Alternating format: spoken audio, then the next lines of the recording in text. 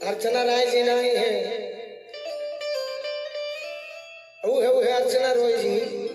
अजन मुखिया जी के गाना पर न चली था, उनका के बोला ना तो हम सल्फास का के मरो। असहु एक दिन तो जाही के बस सीरियस भैया आज ये मोर नहीं तका भई। कौन बाबूजी माई के हमरे पैसे से खर्चा चलता है, आज ये मोर जाते तो ठीक बात बोला दो ना भैया। अच्छा तैयार हो तरी। ये गाना था कि तुम अगर साथ देने का वादा करो, मैं यूं ही मस्त नगमे अरे गाती रहूं। हमारा सिद्धू भैया के आदेश पर गीत बदल देवे के लाइन बोले वो हमें बहुत बहुत लाइन बा कि जेकर खर्चा चलत बा, जेकर खर्चा चलत बा अरे इज्जत बेच के ओह के माला पहना के का होई। पति के मरम सती जानी है, सत भतरी में हरिया का जानी। मरम हई सती जानी है, मैं हरिया का जानी।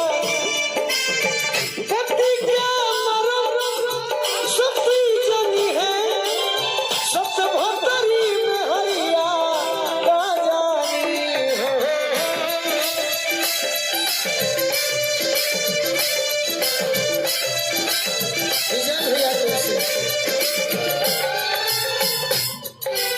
विजय भैया हमारे के बड़ी मान सम्मान दिहले आज।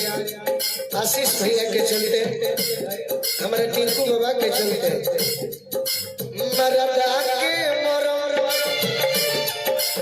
मरदा के मरदा जनी है आई मौका जड़वा। मरदा के मरम जानी है।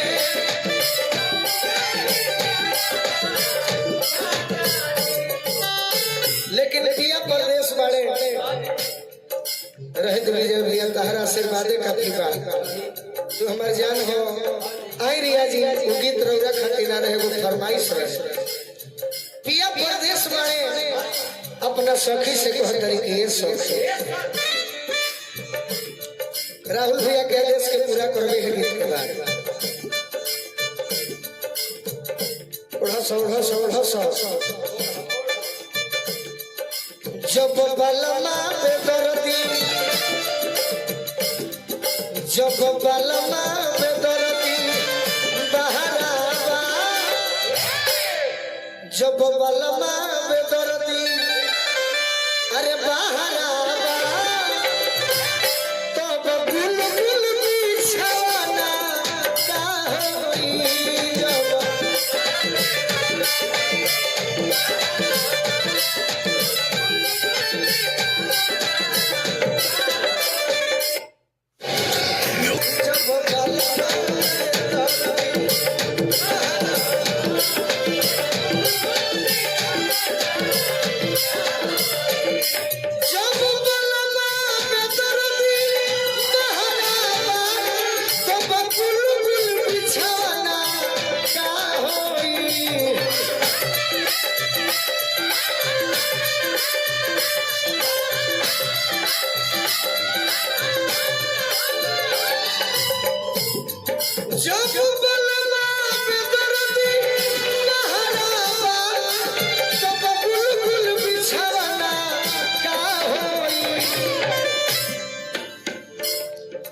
जब बहरे उड़ब,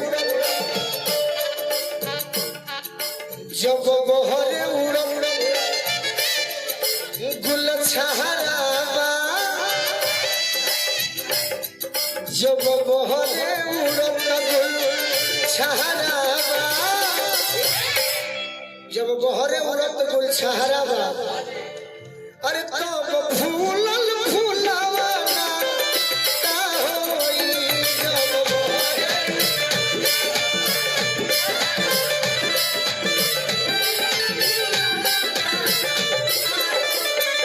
जब बहरे उड़त गुल छहरा बा तब फूलल फूलावा